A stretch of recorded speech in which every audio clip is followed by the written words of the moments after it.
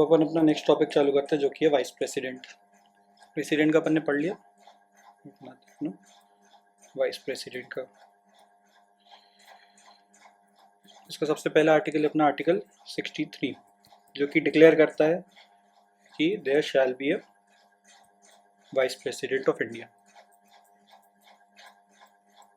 Vice president of India simple declaration है 52 की तरह, जिसमें प्रेसिडेंट का डिक्लेरेशन है, यहाँ पे 63 में वाइस प्रेसिडेंट का डिक्लेरेशन है।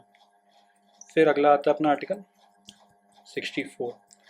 इसमें एक मज़ेदार बात बताई गई है कि जो वाइस प्रेसिडेंट होंगे इंडिया के, वो एक्स ऑफिशियो चेयरमैन बन जाएंगे। किसके? काउंसिल ऑफ स्टेट्स के। काउंसिल ऑफ स्टेट्स, जिसको अपन राज्यसभा बोलते हैं।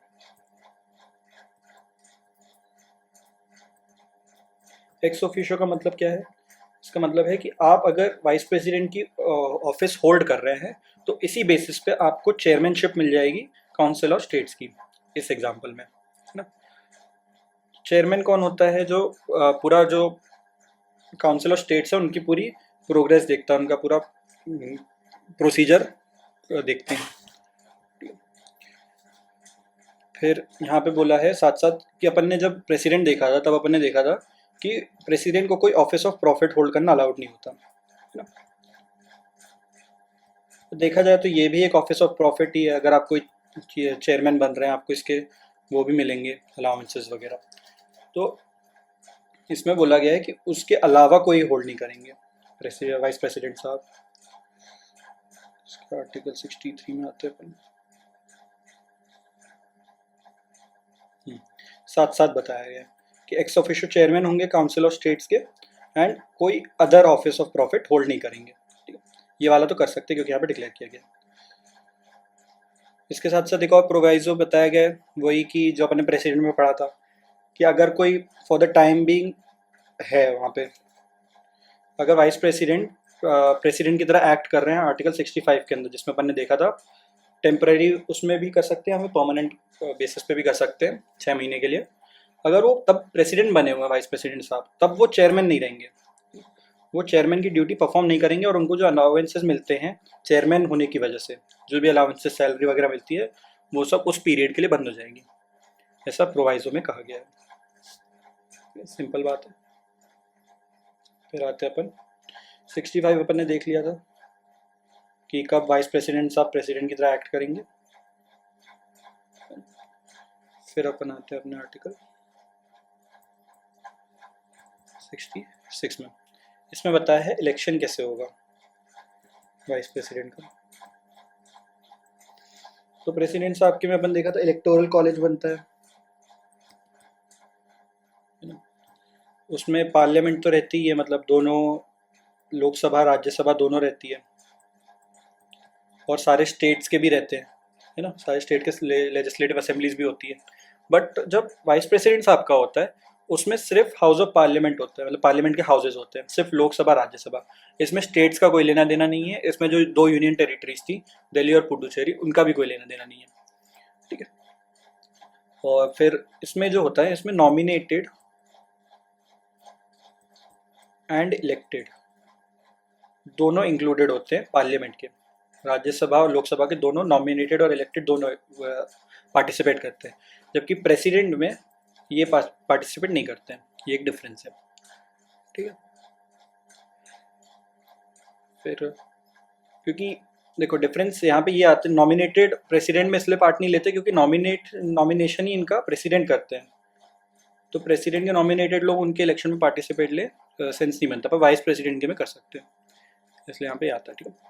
बाकी सिस्टम सेम है प्रोपोर्शनल रिप्रेजेंटेशन का।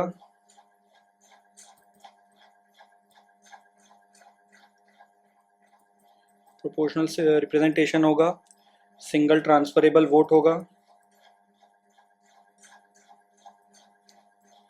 और सीक्रेट बैलेट होगा। बाकी सेम है जैसे प्रेसिडेंट साहब के में था। बट इसमें वो कैलकुलेशन का जो पूरा प्रोसेस था कि अपन को क्वेश्चन हर स्टेट के एमएलए का वोट काउंट कर करके करना है, वो सब नहीं होगा इसमें। यहाँ पे डायरेक्ट आएगा क्योंकि यहाँ पे सिर्फ पार्लियामेंट वाले हैं, सिर्फ पार्लियामेंट के लोग इंक्लूडेड हैं। फिर इसमें ही और ये भी दिया है, ये हो गया प्रोसेस अपना, कैसे करना है। कंडीशंस क्या होंगी उनके पार्टिसिपेट करने की, कि वो किसी भी हाउस के मेंबर नहीं होना चाहिए, पार्लियामेंट के भी, हाउस ऑफ पार्लियामेंट के मेंबर नहीं हो सकते, not member house of parliament, या फिर स्टेट लेजिस्लेचर, किसी भी स्टेट या लेजिस्लेचर के नहीं हो सकते। अगर वो मान लो थे जब वो पार्टिसिपेट कर रहे थे इलेक्शन में, तब वो मेंबर थे और उनका इलेक्शन हो गया, तो वो जिस डेट से ऑफिस में एंटर करेंगे, एंटर अपॉन हिज ऑफिस, उस दिन से मान लिया जाएगा, डीम कर लिया जाएगा कि उनने जो अपनी मेंबरशिप है उस भी हाउस में, जिस भी हाउस के वो मेंबर रहे हो, उसको उनने गिव अप कर दिया है, ठीक है, या फिर उसको वेकेट कर दिया है। तो इलेक्शन के दौरान वो मेंबर हो सकते हैं, बट उसके बाद नहीं हो सकते जब उनका इलेक्शन हो जाता है, ठीक है। ये भी इसके में ही दिया, आर्टिकल 66 के अंदर ही दिया हुआ है ये सब कुछ। प्रेसिडेंट के लिए अलग अलग आर्टिकल्स थे, इनमें सब में एक ही में दिया है। फिर क्वालिफिकेशंस बताइए, क्वालिफिकेशंस नहीं, एलिजिबिलिटी, एलिजिबिलिटी बताइए 66 के ही क्लॉज 3 में क्या क्या हैं, सिंपल सी हैं। सिटीज़न होना चाहिए, मिनिमम 35 ईयर्स एज होनी चाहिए, 35 प्लस ईयर्स एज होनी चाहिए, उनको क्वालिफाइड होना चाहिए, किसके लिए, मेंबर होने के लिए काउंसिल ऑफ स्टेट्स के, जिसको अपन राज्यसभा बोलते हैं। प्रेसिडेंट के समय अपन ने देखा था कि बाकी का सेम था, सिटीजन होनी चाहिए, 35 होना चाहिए। प्रेसिडेंट के लिए उनको लोकसभा का मेंबर होना के लिए क्वालिफाइड होना जरूरी था, वाइस प्रेसिडेंट के लिए उनको member of council of states के लिए क्वालिफाइड होना जरूरी है, ठीक है। फिर एक और लास्ट चीज़, वही यहाँ पे फिर से वही मेंशन है कि ऑफिस ऑफ प्रॉफिट कोई भी होल्ड नहीं कर सकते, अलाउड नहीं है, ठीक है, ये भी एलिजिबिलिटी में आता है। फिर ये हो गया, इलेक्शन हो गया उनका, एलिजिबिलिटी हो गई। कब तक वाइस प्रेसिडेंट रहेंगे वो, ये आर्टिकल 67 में बताया गया है। इसमें क्या है, 5 ईयर्स, कब से 5 years, enters upon his office, जिस दिन से वो ऑफिस ज्वाइन करेंगे उस दिन से 5 ईयर्स काउंट होना स्टार्ट हो जाएगा। फिर क्या है, एक ये तो इनका प्रॉपर टेन्योर है पूरा 5 साल तक। अगर उनको पूरा 5 साल नहीं करना है तो वो खुद से रिज़ाइन कर सकते हैं। रिज़ाइन वो किसको करेंगे, प्रेसिडेंट को करेंगे, ठीक है, सिंपल बात है। या फिर उनका रिमूवल किया जा सकता है। रिमूवल प्रोसेस काफ़ी अलग है प्रेसिडेंट के कंपेयर में। यहाँ पे क्या होता है, यहाँ पे राज्यसभा रिमूवल के प्रोसेस के लिए यहाँ पे राज्यसभा एक रेजोल्यूशन पास करती है, जो काउंसिल ऑफ स्टेट्स है वो एक रेजोल्यूशन पास करेगी जिसमें टोटल मेजॉरिटी होनी चाहिए, मतलब जितने भी टोटल मेंबर्स हैं उनकी 50% प्लस 1 मेजॉरिटी होनी चाहिए, ठीक है। और उसके बाद जब राज्यसभा ने ये रेजोल्यूशन पास कर लिया, उसके बाद ये वाला जो रेजोल्यूशन है वो लोकसभा के पास भेजा जाएगा, जिनको अग्री करना है सिंपल मेजॉरिटी में,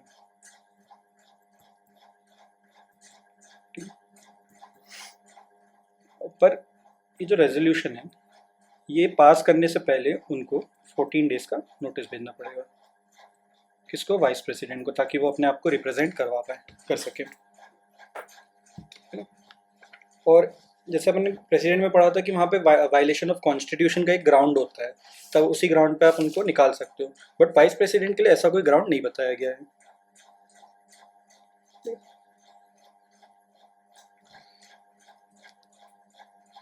यहाँ पे देखो, यहाँ पे टोटल मेजोरिटी बोला है 50% प्लस 1, मतलब जितने भी मेंबर्स करे वहाँ पे होंगे मैक्सिमम नंबर, है ना। बट यहाँ जो लोकसभा को अग्री करना है वहाँ पे प्रेजेंट एंड वोटिंग के लिए सिंपल मेजोरिटी है, जितने भी प्रेजेंट होंगे उनका 50% प्लस 1 देखा जाएगा।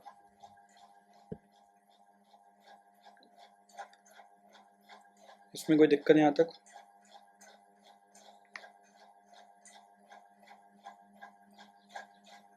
हेलो? नहीं, ठीक है।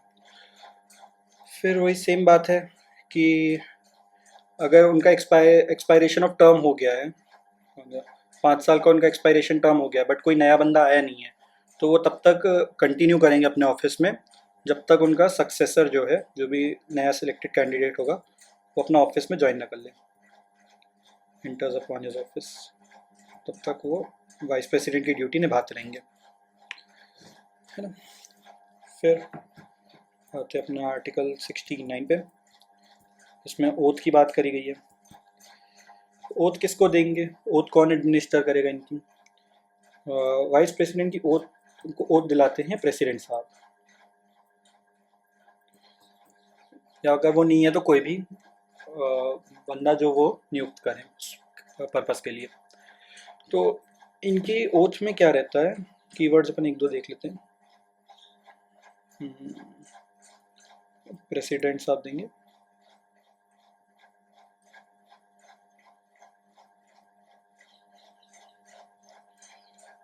कीवर्ड्स इसमें ये रहेंगे कि वो ट्रू फेथ और अलीजेंस दिखाएंगे कॉन्स्टिट्यूशन ऑफ इंडिया की तरफ,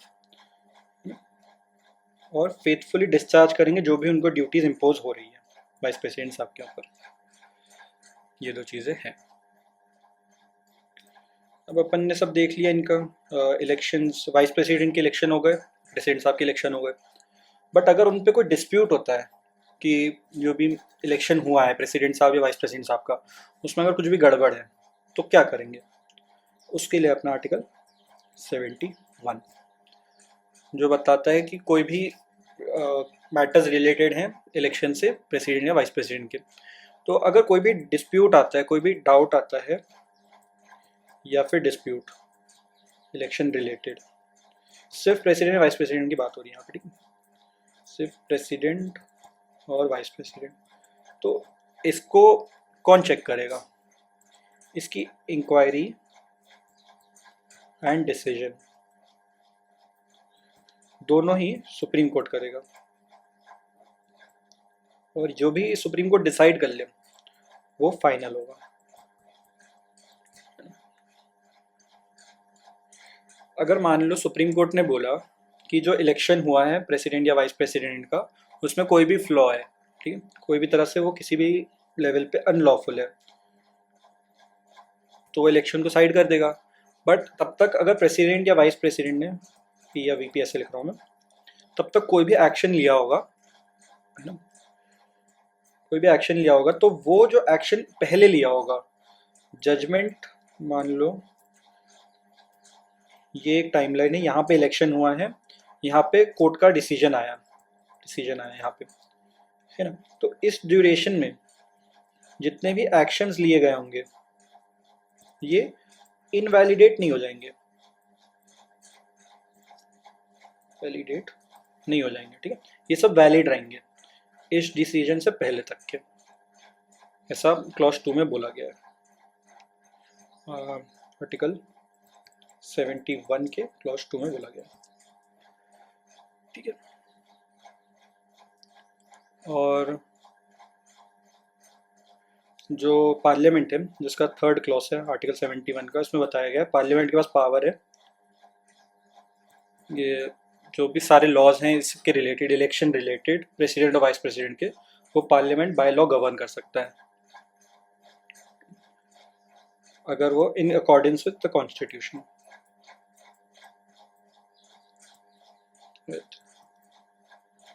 the constitution.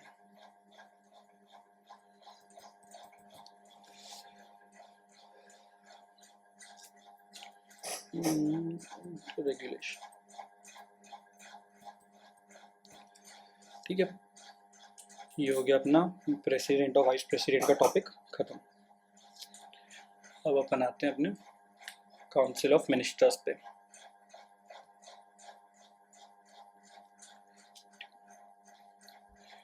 Council of ministers,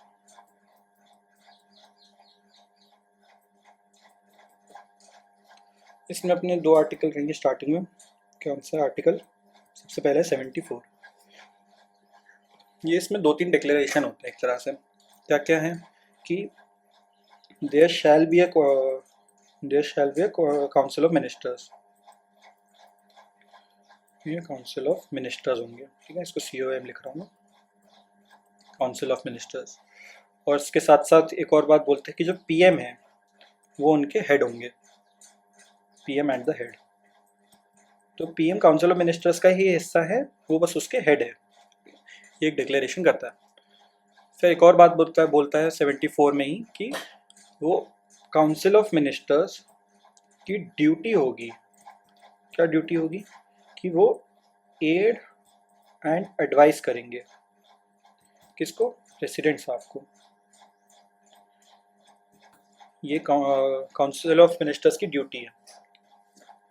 तो फिर एक आखिरी बात बोलता है ये कि जो प्रेसिडेंट है उनको एड एंड एडवाइस मिली तो वो उससे बाउंड होंगे कि वो इस एड और एडवाइस जो काउंसिल ऑफ मिनिस्टर से मिल रही है उसको फॉलो करें, ठीक। तो यही वाला एक आर्टिकल है जिससे अपन को समझ में आता है कि जो प्रेसिडेंट है वो एक नॉमिनल हेड है और जो council of ministers with the prime minister है एज द हेड, वो अपने रियल हेड है या रियल एग्जीक्यूटिव है। क्यों? क्योंकि वो उनकी ड्यूटी है कि आप एड एंड एडवाइस करें, और जो प्रेसिडेंट है वो बाउंड है, उनके पास कोई ऑप्शन नहीं है इनको एक्सेप्ट करने के अलावा। पर इसमें एक प्रोवाइजो भी है, बट अपन इसकी थोड़ी सी हिस्ट्री देखते हैं एक बार हम। 74 में आते तो यहाँ पे देखोगे अमेंडेड है, ये भी अमेंडेड है, और ये जो प्रोवाइजो एडेड है वो भी अमेंडेड है। तो पहले क्या हुआ था, जब पहले कॉन्स्टिट्यूशन आया था सबसे पहले, तब इनको सिर्फ एड और एडवाइस करना था, है ना। काउंसिल ऑफ मिनिस्टर्स को सिर्फ एड एंड एडवाइस करना था, यहाँ पे कोई शैल वर्ड यूज नहीं हुआ था। तो प्रेसिडेंट का डिस्क्रेशन था वहाँ पे कि उनको जो एड और एडवाइस मिल रही है काउंसिल ऑफ मिनिस्टर्स और प्राइम मिनिस्टर की, प्रेसिडेंट को एक्सेप्ट करना है कि नहीं, उनका डिस्क्रेशन था वहाँ पे, ठीक है। तो यहाँ से थियोरेटिकली देखा जाए तो प्रेसिडेंट के पास एक तरह से डिक्टेटर वाली पावर्स आ गई थी, यूज नहीं हुई थी वो अलग बात है, बट डिक्टेटरशिप जैसी पावर्स थी कि वो वीटो कर सकते थे सारे काउंसिल ऑफ मिनिस्टर्स और प्राइम मिनिस्टर्स की इच्छा को। तो वहाँ पे अमेंडमेंट करके, ये वाला 42nd अमेंडमेंट करके यहाँ पे उनको बाउंड किया गया कि आप कोई सवाल कुछ नहीं उठा सकते, काउंसिल ऑफ मिनिस्टर ने जो बोल दिया आपको एक्सेप्ट करना ही रहेगा, है ना। तो वहाँ से ये शैल वाला आ गया, बाउंड हो गया वहाँ से, तो डिस्क्रिप्शन जो था यहाँ पे वो खत्म हो गया। फिर क्या हुआ, तो अब प्रेसिडेंट की पावर बिल्कुल जीरो हो गई कि अब वो बाउंड हो गए, उनके पास कोई ऑप्शन नहीं है, उनको सिर्फ एक्सेप्ट करना है। तो ये भी बहुत गलत है, डिक्टेटरशिप होना काइंड ऑफ वो भी गलत है, और पूरी तरह से बाउंडेशन होना वो भी गलत है। तो उसको ठीक करने के लिए यहाँ पे प्रोवाइजो ऐड किया गया, ये ऐड किया गया तो 44th अमेंडमेंट से। इससे क्या किया गया, यहाँ से जो एडवाइस मिल रही है उनको काउंसिल ऑफ मिनिस्टर्स से, प्रेसिडेंट उनको रिकंसिडर करवाने बोल सकते हैं कि आप जो एडवाइस दे रहे हैं आप उसको एक बार रिकंसिडर कर लो, उनकी एडवाइस को वापस भेज देंगे काउंसिल ऑफ मिनिस्टर्स के पास। जनरली बोल सकते हैं कि आप इन जनरल देख लो, या फिर अदरवाइज कुछ स्पेसिफाई कर सकते हैं कि मेरे को ये गलत लग रहा है, आप ये चीज़ चेक कर लो। पर उसके बाद काउंसिल ऑफ मिनिस्टर्स ने अगर रिकंसिडर कर लिया और वापस भेज दिया तो उनको उसके बाद तो वो बाउंडेड है, फिर उसको कुछ नहीं कर सकते, फिर उनको वो एक्सेप्ट करनी ही पड़ेगी। तो एक तरह का लीवे मिल गया उनको कि एक ऑप्शन है आपके पास, है ना। President shell act in accordance with the advice tendered after such reconsideration. ये प्रोवाइजर ऐड करके थोड़ी पावर्स बढ़ाई गई है उनकी, प्रेसिडेंट साहब की, ठीक है। फिर क्लॉज 2 एक और मज़ेदार बात कहता है कि अगर क्वेश्चन उठेगा कभी भी कि क्या क्या कुछ एडवाइस दी गई थी, और अगर दी गई थी तो क्या एडवाइस दी गई थी, कोई बात साफ कर लेते इसको, कि अगर एडवाइस दी गई थी कि नहीं दी गई थी, अगर दी गई थी तो क्या एडवाइस दी गई थी। ये आप कोई भी क्वेश्चन, कोई भी कोर्ट जो है वो इंक्वायरी नहीं कर सकता इस मामले में कि एडवाइस दी थी कि नहीं और क्या एडवाइस दी थी। तो पूरी तरह से इम्यूनिटी मिल गई एक तरह से काउंसिल ऑफ मिनिस्टर्स को उनकी एडवाइस के लिए, ठीक है ना। बट ये पूरी तरह से इम्यूनिटी नहीं है। क्यों? क्योंकि केसेस देखते हैं अपन एक आध इसमें। ये देखो, पहले थे यूएन राव वर्सेस इंदिरा गांधी 1971 का केस है ये। यहाँ पे बोला supreme court held that any exercise of executive power president की एक्सरसाइज करते हैं जो काउंसिल ऑफ मिनिस्टर्स के साथ, अगर वो बिना एड और एडवाइस के है तो वो अनकॉन्स्टिट्यूशनल होगी। मतलब ये जो एड एंड एडवाइस है ये मैंडेटरी है उनको लेना, वो खुद के डिस्क्रिप्शन पे काम नहीं कर सकते, ऐसा इस केस में बोला गया था।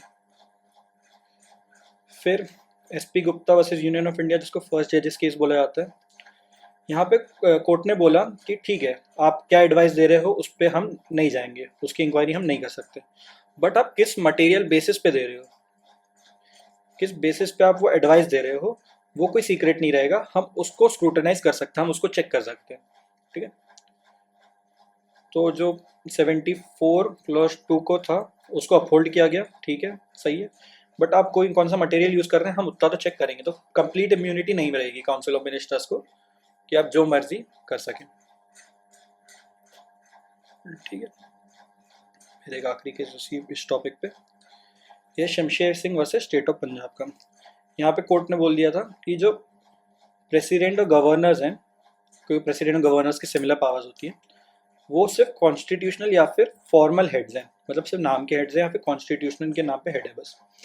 वो जो पावर्स और फंक्शंस एक्सरसाइज करते हैं वो कॉन्स्टिट्यूशन के अंदर सिर्फ ओनली एड और एडवाइस पे करते हैं, किसके? काउंसिल ऑफ मिनिस्टर्स के, खुद से नहीं करेंगे कोई भी जी। कहीं पे भी अगर कॉन्स्टिट्यूशन में लिखा है कि सेटिस्फैक्शन होनी चाहिए प्रेसिडेंट की, है ना, तो या फिर गवर्नर की, तो इसका मतलब ये नहीं होगा कि उनकी पर्सनल सेटिस्फैक्शन, उनको पर्सनली क्या लगता है उस मामले पे, नहीं, यहाँ पे अपन काउंसिल ऑफ मिनिस्टर्स की सेटिस्फैक्शन देखेंगे।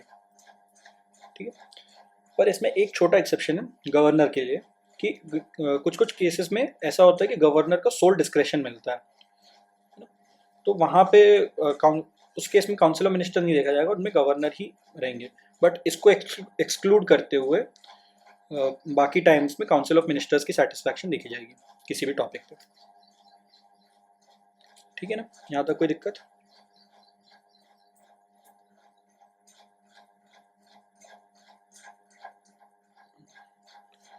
फिर अपन थोड़ा आगे बढ़ते हैं, अभी इन लोग इनको स्किप करते हैं, अभी इन पे आएंगे वापस।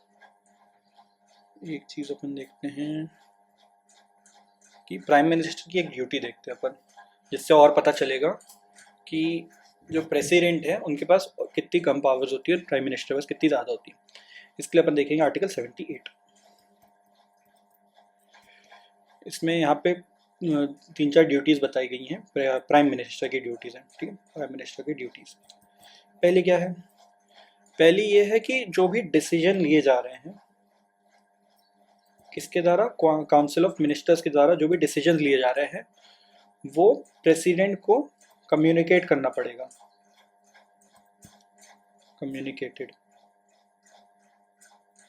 कौन करेगा? By the PM.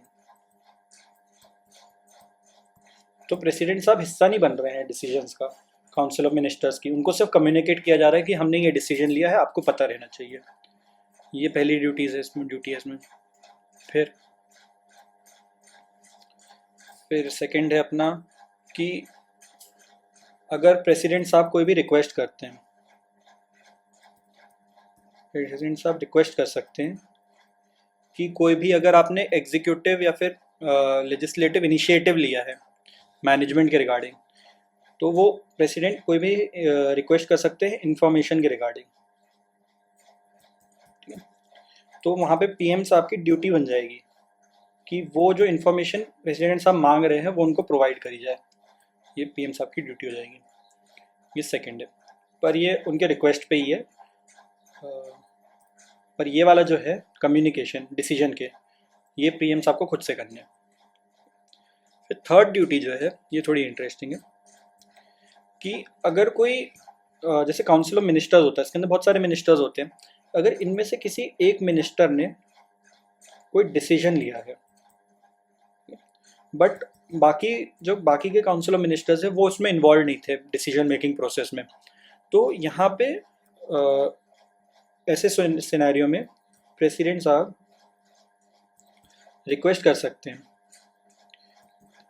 पीएम साहब से कि सब जो सारे मिनिस्टर्स हैं उनको इस टॉपिक पे जिस पे भी डिसीजन लिया गया है इस टॉपिक में इन्वॉल्व किया गया जाए, उनका भी वो लिया जाए, पूरा डिस्कशन हो उनका बैठ के और फिर एक डिसीजन पे लाया जाए।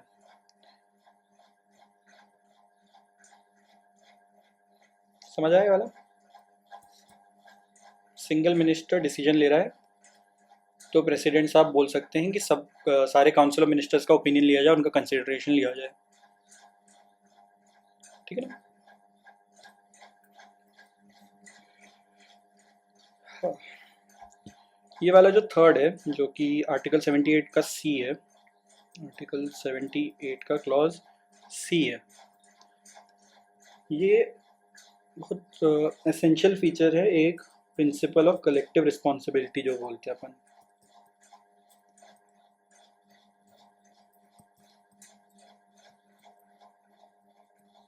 मतलब जो काउंसिल ऑफ मिनिस्टर्स हैं वो लोग एक टीम है, उनको सबको साथ में काम करना है। तो अलग अगर कोई मिनिस्टर अलग काम कर रहा है और प्रेसिडेंट साहब को लगता है कि नहीं इसको अकेले नहीं करना चाहिए, इनको सबको साथ में ले चलना चाहिए, वो उसको ऐसा बोल सकते हैं। फिर आते हैं अपन अपने अगले टॉपिक पे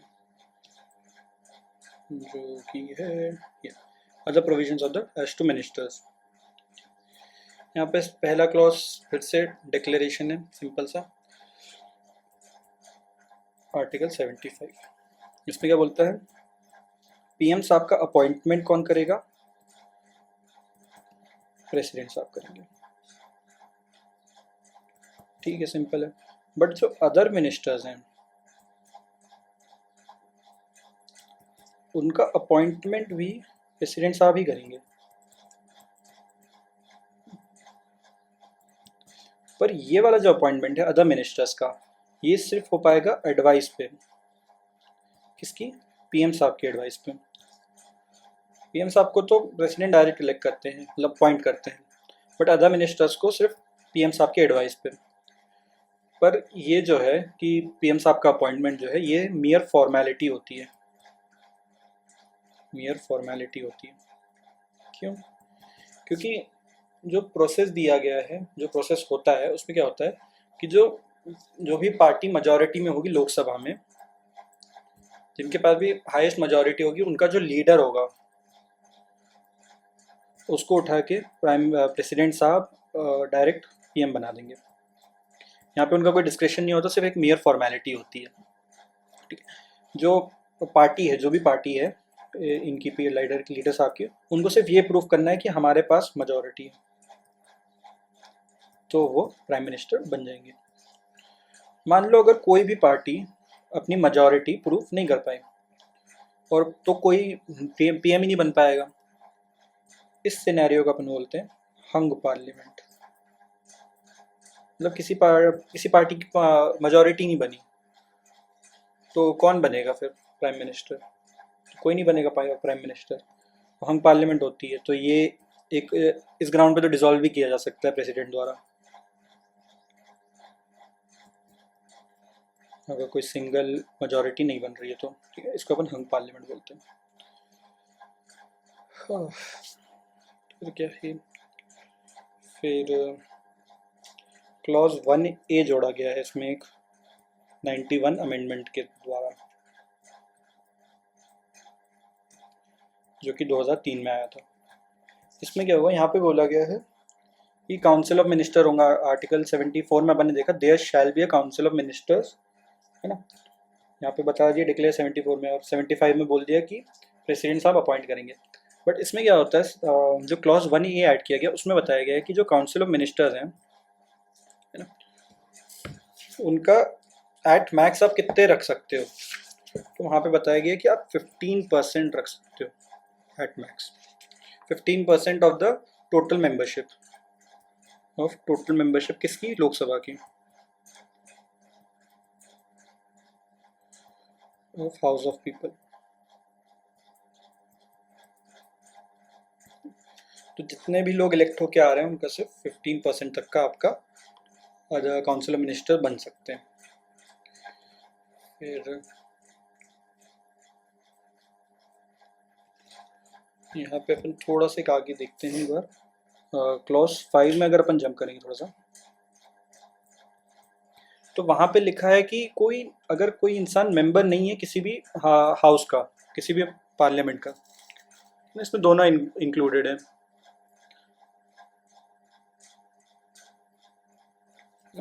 क्लॉज 5 में अगर लिखा है कि either house of parliament, either house of parliament यानी लोकसभा राज्यसभा, अगर कोई मेंबर नहीं है इनका, मतलब कोई इलेक्ट होके नहीं आया है यहाँ पे, तो आप उसको भी अपने काउंसिल ऑफ मिनिस्टर में इंक्लूड कर सकते हैं। वो मेंबर नहीं है बट उसको काउंसिल ऑफ मिनिस्टर में ऐड किया जा सकता है प्राइम मिनिस्टर के एडवाइस द्वारा। बट अगर वो बन गए काउंसिल ऑफ मिनिस्टर के मेंबर, तो तब से एक टाइमर चालू हो जाएगा 6 महीने का, कि आपको 6 महीने के अंदर अंदर आपको इलेक्ट होना है किसी भी हाउस ऑफ पार्लियामेंट के अंदर। अगर आप 6 महीने के अंदर अंदर इलेक्ट नहीं हो पाए, तो ये यहाँ से आपको रिज़ाइन करना पड़ेगा, ये आपका वॉइड हो जाएगा एक तरह से। तो यहाँ से अपन को समझ आता है कि जो नॉन मेंबर्स हैं, जो नॉन मेंबर्स हैं वो भी काउंसिल ऑफ मिनिस्टर का हिस्सा बन सकते हैं, है ना। पर अगर मान लो कोई मेंबरशिप किसी की छीन ली गई है, किसकी वजह से,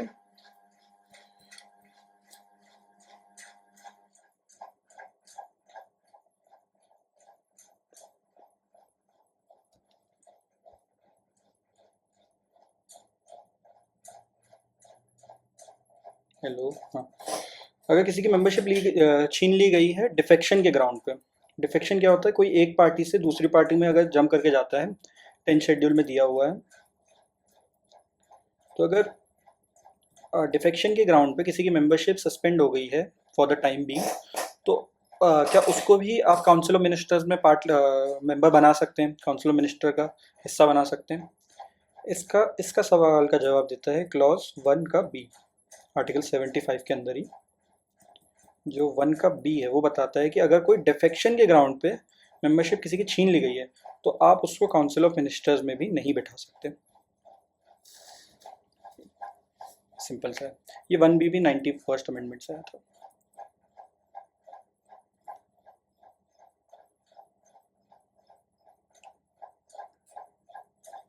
ठीक है ना,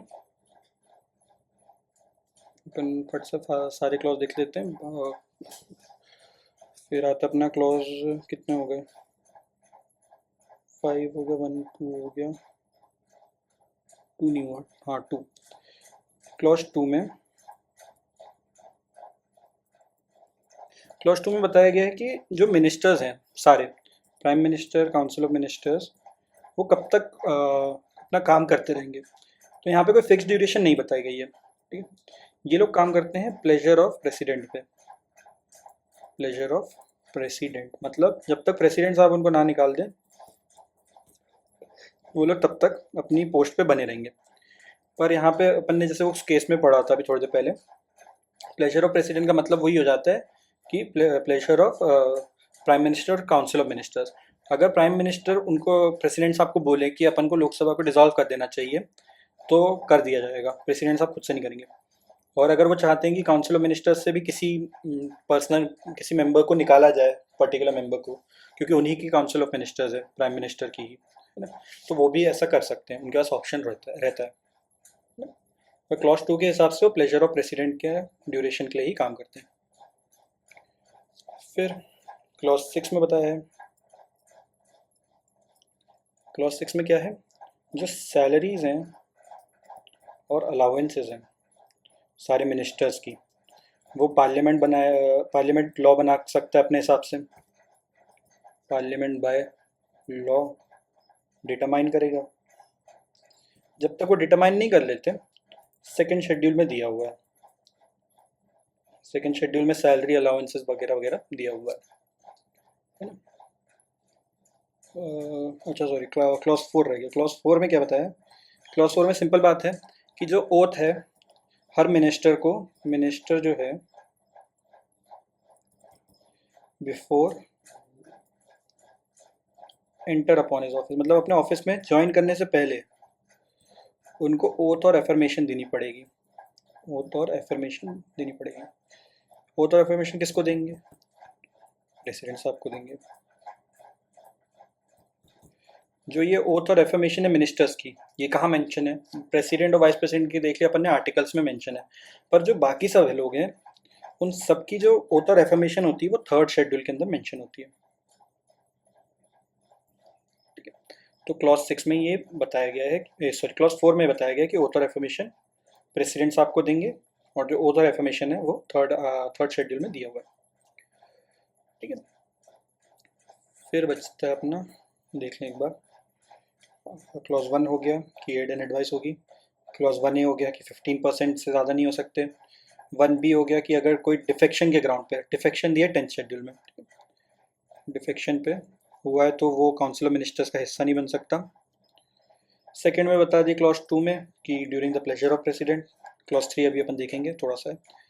क्लॉज 4 में बता दिया है कि ओथ और एफर्मेशन देंगे, सीक्रेसी करेंगे, थर्ड शेड्यूल में दिया गया उस हिसाब से प्रेसिडेंट साहब को। फिफ्थ में क्या है? फिफ्थ में बताया है कि जो मेंबर नहीं है, not a member of either house of parliament, उसके पास 6 लगातार महीने हैं कि उसके अंदर वो इलेक्ट हो जाए मिनिस्टर बनने के बाद। और 6 में बताया, क्लॉज 6 में बताया गया कि सैलरी और अलाउंसेस पार्लियामेंट डिटरमाइन करेगा लॉ के हिसाब से ना, और जब तक स्पेसिफाई नहीं करता, अनटिल नॉट स्पेसिफाइड, तो सेकंड शेड्यूल में जो दिया वो फॉलो होगा। अब अपन दो चीज़ें देखते हैं। जैसे क्लॉज 5 में बोला है कि उनके पास 6 महीने हैं, जो मेंबर नहीं है उनके पास, कि आप इलेक्ट होके आ जाए। तो उसमें ये नहीं हो सकता कि अगर 6 महीना कंप्लीट हुआ और आप तब भी मेंबर नहीं बने तो आपको उठा के फिर से अपॉइंट कर लिया और फिर से 6 महीने का टाइमर चालू हो गया। नहीं, ऐसा नहीं हो सकता। आपको ओरिजिनल उसमें ही कंप्लीट करना है। बार बार अपन ये नहीं कर सकते, क्योंकि अपन ने ऐसा सिमिलर कॉन्सेप्ट ऑर्डिनेंस में भी देखा था कि आप बार बार सेम ऑर्डिनेंस पास नहीं कर सकते, आपको उसको वेरीफाई करवाना पड़ेगा। ये कॉन्स्टिट्यूशनल मैंडेट है। तो सिमिलरली क्लॉज 5 में भी कॉन्स्टिट्यूशनल मैंडेट है कि आपको 6 महीने के अंदर अंदर मेंबर बनना है, इलेक्ट होके आना है। ठीक है, अब अपन आते हैं सबसे इंटरेस्टिंग पार्ट पे, 75 के। ये है आर्टिकल 75 का clause 3। The council of ministers shall be collectively responsible to the house of the people, यानी लोकसभा। तो यहाँ पे बोला जा रहा है कि जो काउंसिल ऑफ मिनिस्टर्स हैं वो एक संघ में रिस्पॉन्सिबल होंगे, किसके लिए? लोकसभा के लिए। इसका क्या मतलब होता है? इसका ये मतलब होता है कि जो भी काउंसिल ऑफ मिनिस्टर्स, और क्लॉज 3 कलेक्टिव रिस्पॉन्सिबिलिटी, इसका ये मतलब होता है कि जो काउंसिल ऑफ मिनिस्टर्स हैं वो वर्क करेगी एज अ टीम। तो जो सारे डिसीजन लिए हैं वो साथ में मिलके लेंगे वो लोग, टीम। अगर मान लो कोई भी काउंसिल ऑफ मिनिस्टर ने कोई भी डिसीजन लिया और कोई भी मिनिस्टर है, उनका पर्सनल डिफरेंसेस भले ही जो भी हो, वो उनका खुद का कोई भी पर्सनल ओपिनियन हो, कोई फर्क नहीं पड़ता, लोकसभा में या फिर पार्लियामेंट में या फिर बाहर भी, इन द पार्लियामेंट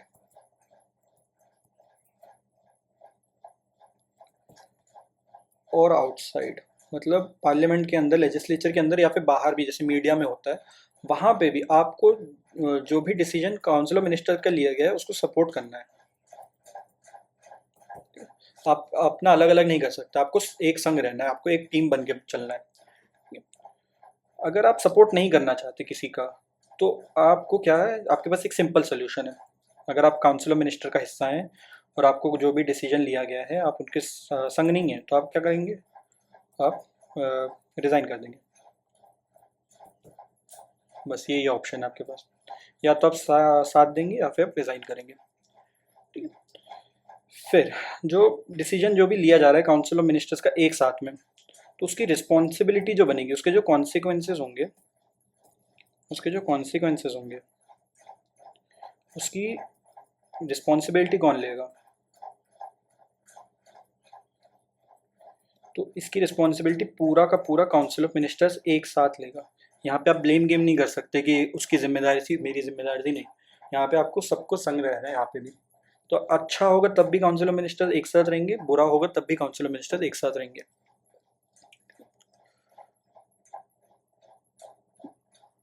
ये होता है कलेक्टिव रिस्पॉन्सिबिलिटी का प्रिंसिपल। इसके साथ साथ एक और चीज़ होती है, जैसे अपन ने थोड़ी देर पहले देखा था 78 के क्लॉज सी में, कि अगर कोई एक मिनिस्टर कोई डिसीजन ले रहा है ना, तो कुछ कुछ सब मिनिस्टर्स के अपने अपने डिपार्टमेंट होते हैं, तो कुछ कुछ डिपार्टमेंट में वो लोग सिंगल डिसीजन भी ले सकते हैं। तो मान लो किसी मिनिस्टर ने सिंगल का डिसीजन लिया है, इसमें काउंसिल ऑफ मिनिस्टर जो है नो इन्वॉल्वमेंट है उन लोगों की।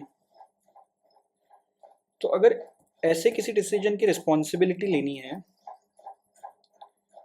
तो यहाँ पे एक प्रिंसिपल होता है इंडिविजुअल रिस्पॉन्सिबिलिटी का।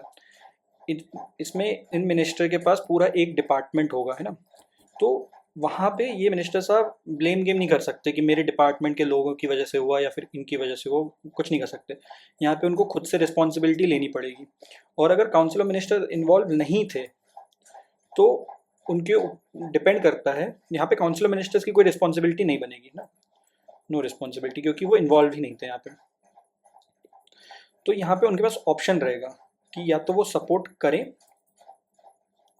या फिर ना करें, दो ऑप्शन रहेंगे उनके पास। मान लो अगर वो सपोर्ट करते हैं कि हाँ इनके एक्शन का हम जस्टिफाई कर रहे हैं एक तरह से, तो वो सपोर्ट करते हुए उनको कैबिनेट में नहीं रख सकते। मतलब अगर उनकी लाइबिलिटी बन रही है किसी तरह से कि उनको निकालना पड़ सकता है, तो अगर उनको सपोर्ट करके आप उनको कैबिनेट में नहीं रख सकते। या तो आप उनको सपोर्ट करें और कैबिनेट से भगा दें, काउंसिल ऑफ मिनिस्टर से हटा दें, है ना, या फिर आप उनको नहीं सपोर्ट करें। नहीं सॉरी, उल्टा बोल दिया। अगर सपोर्ट नहीं कर रहे हैं तब उनको काउंसिल ऑफ मिनिस्टर्स में आप मेंटेन नहीं रख सकते साथ साथ। या तो आप उनको सपोर्ट करेंगे या तो वो काउंसिल ऑफ मिनिस्टर्स में रहेंगे,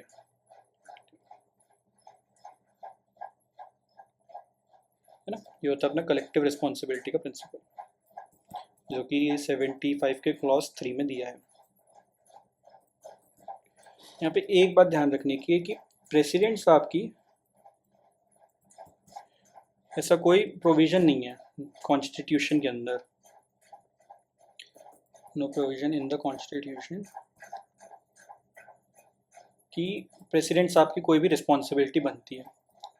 इसके पीछे का लॉजिक ये है कि प्रेसिडेंट साहब जो भी काम करते हैं वो काउंसिल ऑफ मिनिस्टर्स की एड एंड एडवाइस पे करते हैं, खुद से तो कुछ करते नहीं है, अलाउड ही नहीं है, तो उनकी रिस्पॉन्सिबिलिटी एज सच नहीं बनती है ना। पूरी रिस्पॉन्सिबिलिटी काउंसिल ऑफ मिनिस्टर्स की बनती है। और यहाँ पे अपना टॉपिक इसका ख़त्म आज का। कोई दिक्कत हो तो बताओ।